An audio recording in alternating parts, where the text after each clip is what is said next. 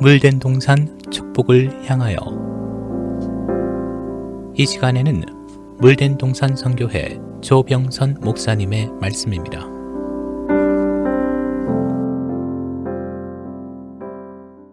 평안하셨습니까?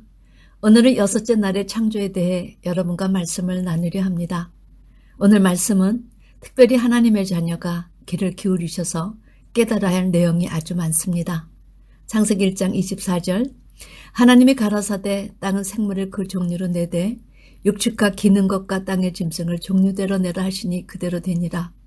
여섯째 날에 하나님은 땅의 생물을 그 종류대로, 그런데 육축, 즉 집에서 키우는 가축과 땅에 기는 모든 것과 땅의 짐승을 종류별로 만드셨습니다. 그런데 성도 여러분, 하나님께서 집에서 키울 수 있는 육축을 따로 창조하셨다는 것을 알고 계셨는지요? 전 이 말씀을 깨닫기 전에는 들소 같은 것이 오랜 시간 변이되어서 집에서 키우는 소가 되고 멧돼지가 돼지로 변하여 인생의 먹거리가 된 줄 알았습니다. 그러나 집에서 이를 도울 수 있고 또 먹거리를 또 사용하라고 주셨으니 얼마나 세세히 생각해 주신 감사의 배려이신지요. 전 짐승 중 따로 육축을 창조하신 것의 의미는 그에서 말없이 일하는 일꾼들을 의미하신 것이 아닌가 하는 생각이 들었습니다. 왜냐하면 하나님은 디모데전서 5장 18절에 성경이 일렀으되 곡식을 밟았다는 소의 입에 망을 씌우지 말라, 또 일꾼의 그 싹을 받는 것이 마땅하다 말씀하시며 말없이 일하는 소를 교회 일꾼으로 비유하셨기 때문입니다. 그런데 각종 짐승들을 단순히 먹잇감으로만 주셨는지요? 우리는 레위기 11장 각종 짐승들을 통해 우리에게 주시고자 하시는 영적 교훈을 깨닫고 우리가 어떤 신앙의 삶을 살아야 하는지를 마음에 심어 놓아야 할 것입니다. 육지, 모든 짐승 중 너의 먹을 만한 생물은 이러하니 짐승 중 무릎급이 갈라져 쪽발이 되고 새김질하는 것은 너희가 먹되, 하나님은 짐승 중 무릎급이 갈라져서 쪽발이 되고 새김질하는 짐승, 즉 소, 양, 염소, 사슴, 노루, 이런 가축과에 속하는 짐승들은 정결하니 먹으라 하셨습니다. 그런 의미에서 굽이 갈라져서 쪽발이 된 짐승의 영적 의미가 무엇인가? 굽이 갈라져 쪽발이 된 짐승처럼 하나님 자녀가 세상과 구별되는 거룩한 삶을 살라고 명하신 것입니다. 그렇다면 먹이를 책임지라는 짐승의 영적 의미는 무엇일까요? 짐승들이 먹은 음식을 다시 책임질하는 모습을 통해서 하나님의 자녀는 하나님의 말씀을 늘 되새김하고 또 되새김해서 주신 말씀을 온전히 소화하여 세상과 구별된 삶을 살라 교훈하신 것입니다. 그런데 여기에 끝나지 않고 몇몇 짐승을 통해 약대는 발의 굽이 갈라지긴 했지만 발굽 뒷부분이 완전히 갈라지지 않아서 먹을 수 없다. 돼지, 굽이 갈라져 쪽발이로 돼 책임지를 못함으로 너에게 부정하다. 하나님은 이런 짐승들의 고기는 먹지 말고 죽은 것도 만지지 말라, 너에게 부정하다 하셨습니다. 죽음은 죄의 삭제 결과이기 때문이지요. 짐승의 고기를 먹을 때마다 하나님의 교훈을 되새겨서 세상과 구별되고 말씀을 늘 되새김하여 말씀에 충만한 자가 되라는 것입니다. 얼마나 마음에 새겨야 할 교훈이신지요? 자, 두 번째 26절부터 28절 말씀, 하나님이 인간을 지으시고 인간에 주신 권리와 양식에 관한 내용입니다. 하나님이 가라사대 우리의 형상을 따라 우리의 모양대로 우리가 사람을 만들고 그들로 바다의 고기와 공중의 새와 육축과 온 땅과 땅에 기는 모든 것을 다스리게 하자 하시고, 하나님이 그들에게 복을 주시며 그들에게 이르시되 생육하고 번성하여 땅에 충만하라, 땅을 정복하라, 바다의 고기와 공중의 새, 땅에 움직이는 모든 생물을 다스리라 하시니라.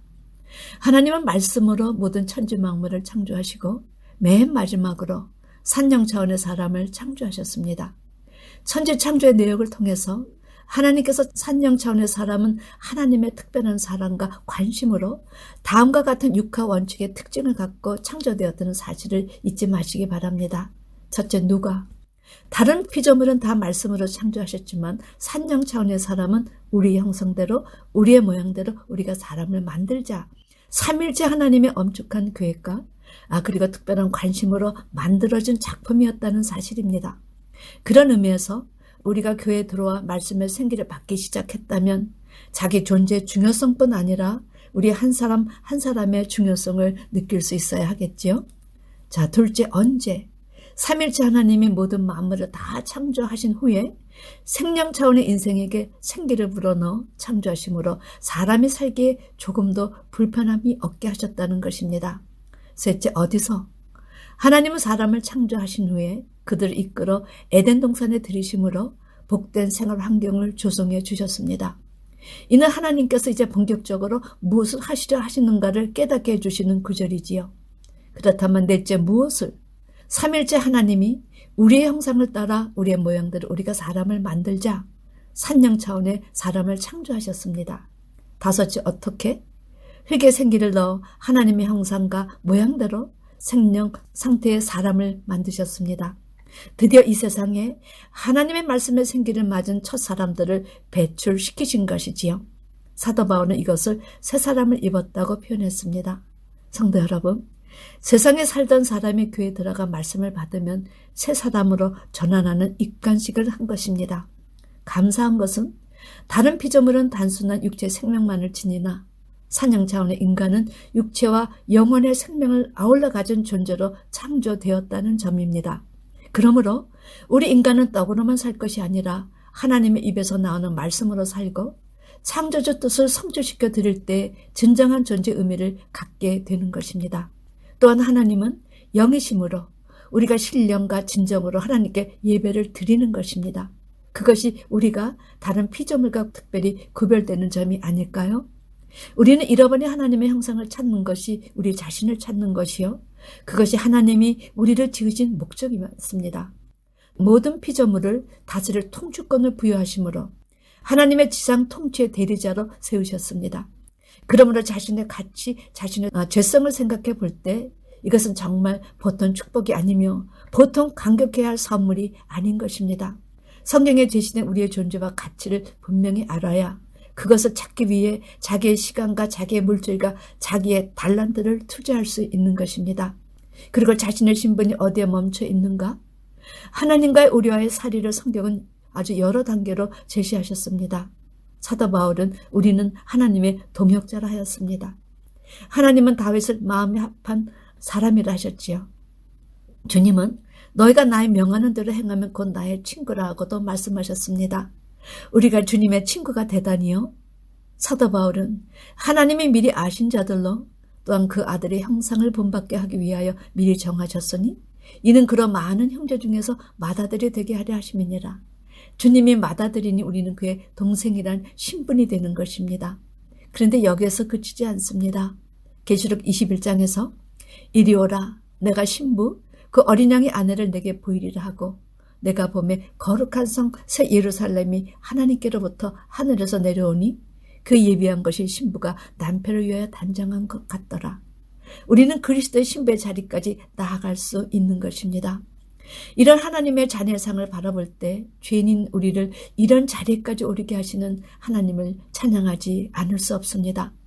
그리고 하나님은 우리에게 가정이란 제도를 하사해 주셨습니다. 하나님은 남녀를 창조하시면서 그들에게 생육하며 번성하는 7대 축복을 하사하셨지요. 하나님은 가정이란 울타리 안에서 아버지와 자녀의 관계, 남편과 아내의 관계에서 하나님과 우리와의 관계, 남편이신 예수님과 교회의 관계를 제시하셔서 우리가 이루어 나가야 할 하늘 유업을 깨닫게 하여 주셨습니다. 또한 하나님은 가정의 일부 일처제를 허락하심으로 세상을 가늠하지 않은 영적 여자가 되게 하여 주셨고 아담과 그 아내를 통해서 아름다운 생육 번성의 역사로 하나님의 나라가 확장되길 원하셨습니다. 자, 육하 원칙의 마지막 여섯째 why, 왜? 하나님은 당신과 교통하게 하시며 찬송하며 하나님의 영광을 올리고 그의 뜻을 이루게 하시기 위해 인간을 창조하셨다는 것입니다.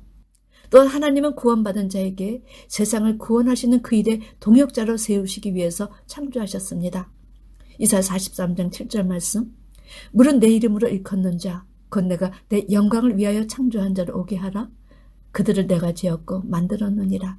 사도 바울이 에베소서 1장 6절에서 이는 그의 사랑하신 자 안에서 우리에게 거저주는 바 그의 은혜의 영광을 찬미하게 하려는 것이라. 그러므로 우리는 하나님을 찬양하고 그 이름을 높여야 합니다.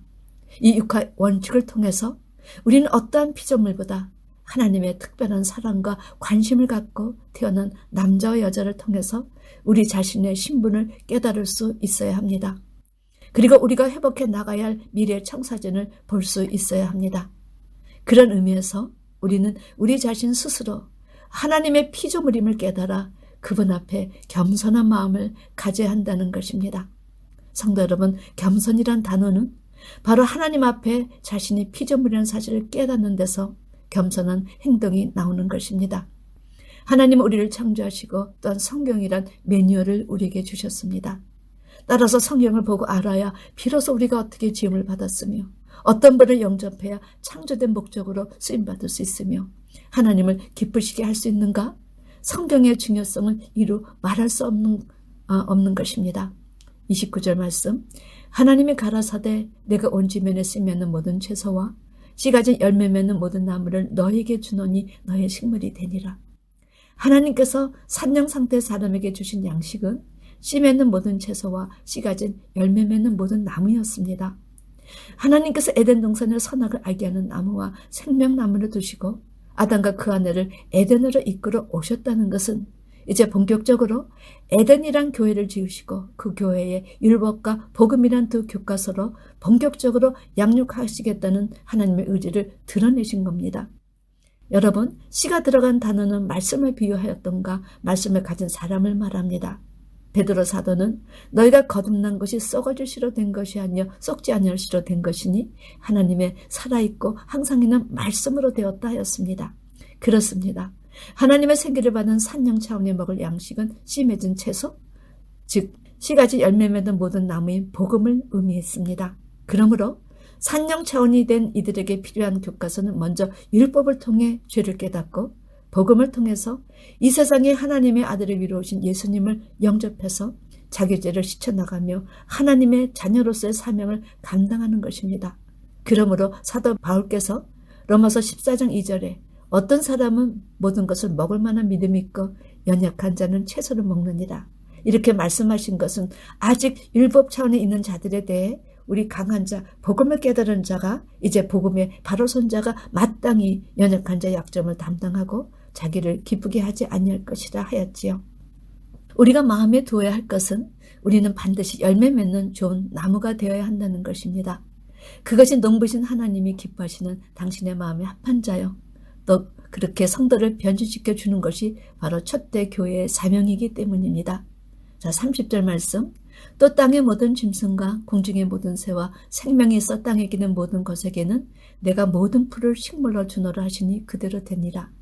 하나님은 땅의 모든 짐승과 모든 새들 그리고 땅에 기는 모든 짐승에게는 식물을 풀로 주셨다고 합니다.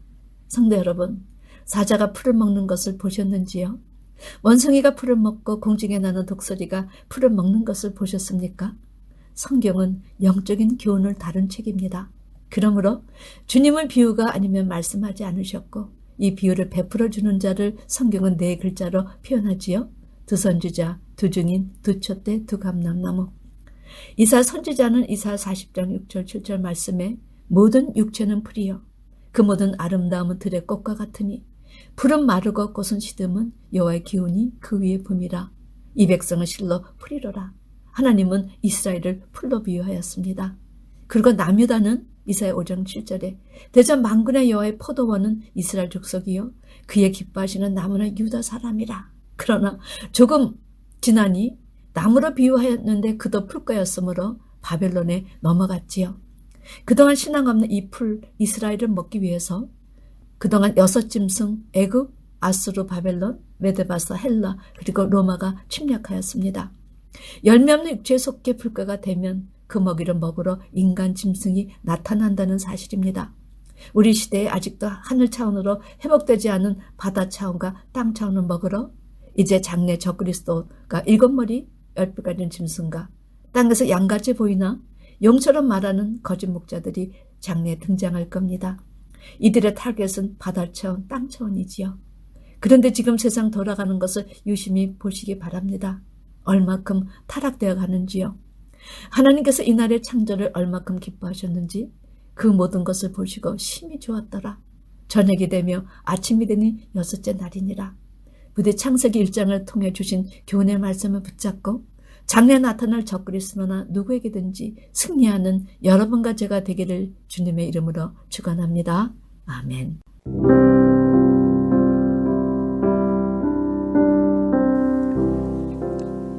물된 동산 축복을 향하여.